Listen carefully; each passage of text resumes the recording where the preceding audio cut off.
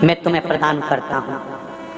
लोग मुझे महादेव कहते हैं, मेरा महाशब्द मैं तुझे देता हूँ।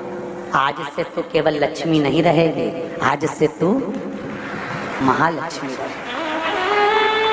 मैं अपना नाम दे रहा हूँ तेरे।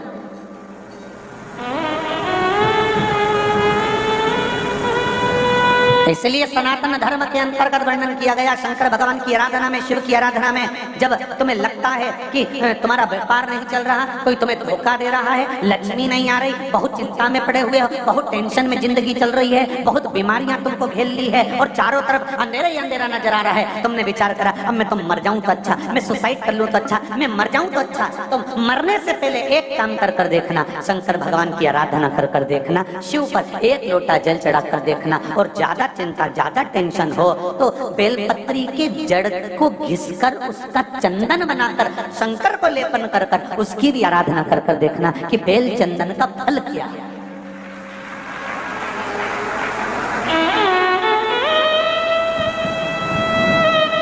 एक बेलपत्र, एक बेल, ये कोई साधारण नहीं, एक बेल।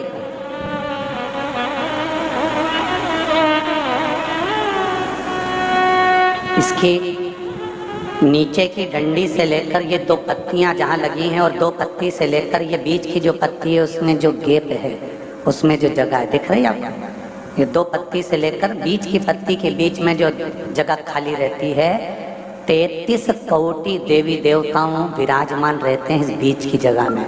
जब शिव जी को चढ़ाया जाता है तब इस पत्ती के बीच की जगह शंकर के शिवलिंग पर रखा जाता है, तो शिव जी इतने प्रसन्न होते हैं कि मेरी स्तुति करने के लिए ये भक्त 33 कोटि देवताओं को लेकर आया है, मेरी स्तुति करने के लिए। लोग चावल लाए, लोग अंबारियां लाए, धन लाए, दौलत लाए, संपदा लाए, पर एक शंकर का भक्त ऐसा होता है जो एक बेलपत्री के रूप में 33 कोटि देवताओं को, 64 योगिनियों को, आदि शक्तियों को शंकर को समर्पित करता है।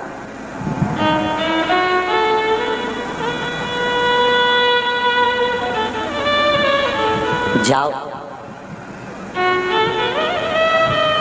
भगवान के पास, जब भी जाओ तो दिल से जाओ, हृदय से, छल कपट को दूर कर। शराबी और सांप, इनसे भी सीखने को मौका मिलता है। शराबी और सांप रोड पर टेढ़े आड़े चलते हैं, पर घर में सीधे ही घुसते हैं। शराबी और सांप से भी सीखने को मिलता है, ये रोड पर टेढ़े आड़े चलते हैं पर घर में सीधे घुसते हैं। उसी तरह संसार सागर में तुम कितने भी टेढ़े रहो पर महादेव के चरणों में सीधे ही बने रहना कि मैं तुम्हारा हूँ, इसके सिवा मैं कुछ जानता ही नहीं, मैं दूसरा कुछ जानता ना। तो मुझे पूजन आती है, ना मुझे स्तुति आती है, ना मुझे अर्चना आती है, ना मैं सेवा जानता हूँ, ना मैं चाकरी जानता हूँ। मैं तो केवल एक बात जानता हूँ, श्री शिवाय नमस्तुभ्यम।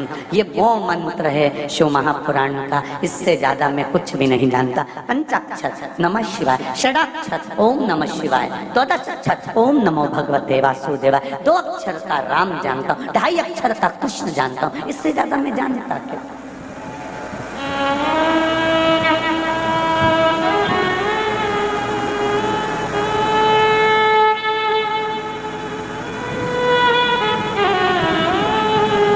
हमें इससे ज्यादा कुछ अच्छा नहीं महाराज।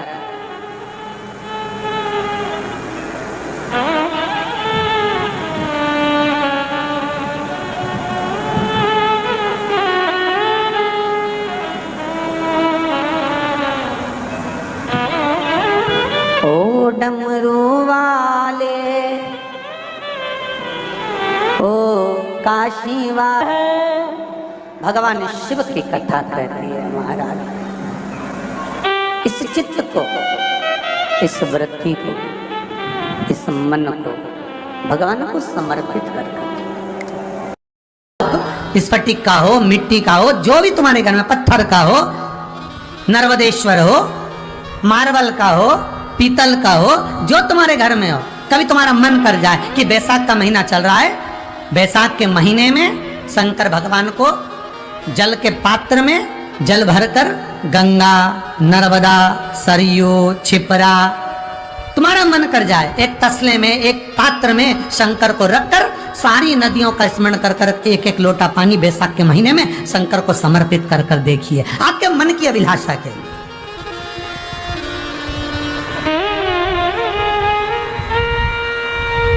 एक उत्सव मना कर देखिए, वो अपने ही घर में, कहीं दूसरी जगह नहीं जाना, तुम अपने ही घर। उज्जैनी में, काशी में, सोमनाथ में, मल्लिकार्जुन में, ओमकारेश्वर में, भीमाशंकर में, बैद्यनाथ में, सारे ज्योतिर्लिंगों में बैसाख के महीने में 5, 7, 11 कलश मिट्टी के, चांदी के भरकर, तांबे के भरकर लटकाए जाते हैं शिव के ऊपर, अलग अलग नदियों के भाव से, गंगा, छिपरा, नर्मदा, सरयू, सरस्वती, यमुना, सारी नदियों के भाव से, और वो बूंद बूंद पानी शंकर जी के ऊपर धीरे धीरे कर कर चढ़ता रहता है। क्यों?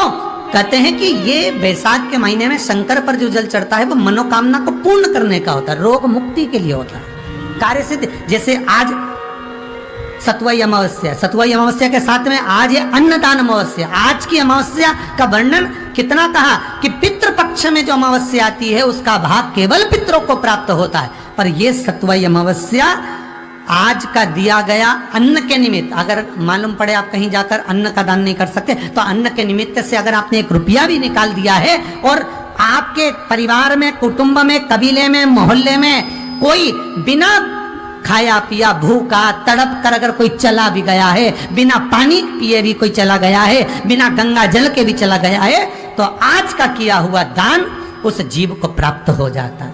इसलिए इसको अन्न अमावस्या भी कहा, सतवाई के साथ। ये केवल सतवाई नहीं, अन्न अमावस्या।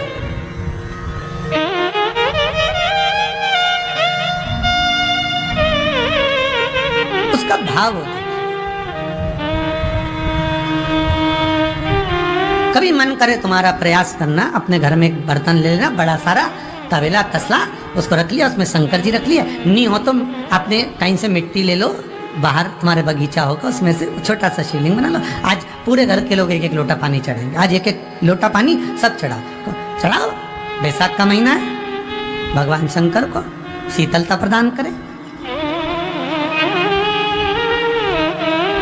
कभी मन आ जाए तुम्हारा, कथा सुनते सुनते तुमने चंदन घिस लिया, और चंदन घिसने के बाद आज मन कर गया कि कल या शाम तक कथा सुनने के बाद सब शंकर भगवान को चंदन का लेपन करेंगे, पूरे घर के लोग 1-1 उंगली चंदन, थोड़ा थोड़ा चंदन सब लगा।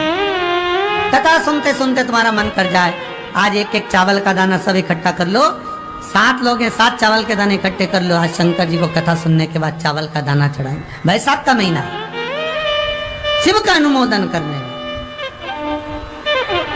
घोर प्रभ और ब्रह्मदत्त की कथा कहती है कि शंकर को ये जरूरी नहीं कि बहुत सारी वस्तुएं ही देना पड़ेगी। शिव महापुराण की कथा कहती है जो भाव से समर्पित कर दिया भगवान शंकर उसको स्वीकार कर लेता है, भगवान शिव उसको ग्रहण कर। और भाव से नहीं दिया जाए, दिखावे से दिया जाए तो शिव नहीं लेता। कथा आती है देवऋषि नारद कामदेव पर विजय प्राप्त कर लेते हैं।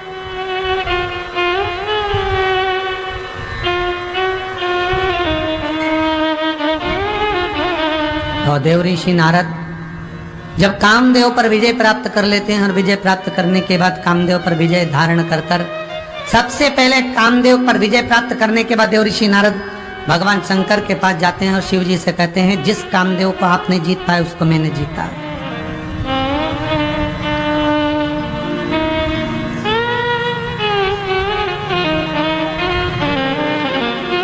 जिसको आपने नहीं जीता उसको मैंने जीता।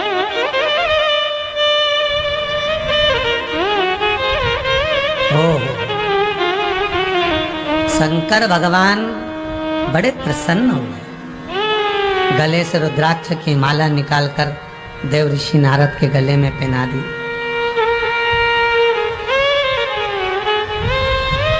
नारद जी बैठो, सिंहासन लगाए आपके लिए, ये पत्थर है ना। अब शंकर जिस पे बैठते थे उसी पे नारद को बिठाया कि हम पत्थर पे बैठे थे तुम भी बैठो। नारद जी बोले मेरे पास इतना समय नहीं कि मैं बैठूं। शंकर जी ने कहा अच्छा कहाँ जा रहे हो? बस आता हूँ। शिव जी ने कहा जो बात तुमने मुझसे कही ये भगवान विष्णु से मत कहना हो। कौन सी? कि शंकर जिस कामदेव को आप नहीं जीत पाए उस कामदेव को मैंने जीता। ये बात ना कहिए। पर देव ऋषि नारद कहाँ माने, बाहर निकले, रुद्राक्ष की माला नीचे पटक दी। नंदी ने उस माला को उठा लिया और नंदी उस माला को उठाकर लेकर शिव जी के पास चले गए। भोलेनाथ प्रभु भगवान शंकर जी ने पूछा नंदी तू इतना गुस्सा क्यों कर रहा है? शंकर के करीब में रहने वाला, शंकर के पास रहने वाला विषधर सांप भी नर्म हो जाता है। शंकर के करीब में रहने वाला शेर भी नर्म पड़ जाता है। शंकर के करीब में रहने वाला नंदी आज इतना क्रोध करे किस लिए? नंदी ने कहा वो देवऋषि नारद ने आपके गले की माला को जमीन पर फेंक दिया। भगवान शिव कहते हैं उसने माला को जमीन पर नहीं फेंका है, उसने अपने भाग्य को जमीन पर फेंका है।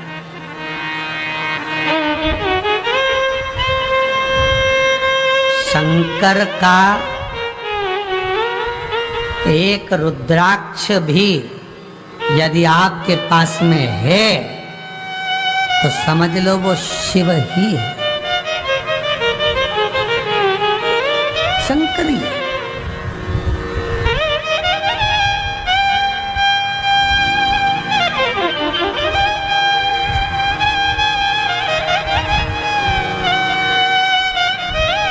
बड़ी कृपा करी गुरुदेव। एक रुद्राक्ष भी अगर शिव का आपके पास में है तो शंकर आपके नजदीक में है, शिव आपके करीब में है। पर केवल इसको 5 रुपए का 10 रुपए का रुद्राक्ष मत समझना,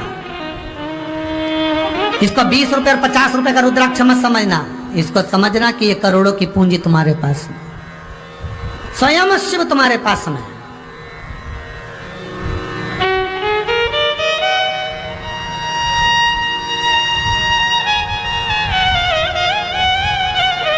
स्वयं शंकर तुम्हारे साथ में, क्यों घबराए? भाग्य फेंक दिया देवऋषि नारद ने। चिंता मत करो। नारद जी गए भगवान विष्णु के पास। भगवान विष्णु ने पूछा देवऋषि नारद कैसे आए? नारद जी ने कहा प्रभु बैठने का नहीं कहोगे? भगवान बोले बैठने का तुम बाद में कहेंगे, पहले ये सुनाओ कि आए क्यों।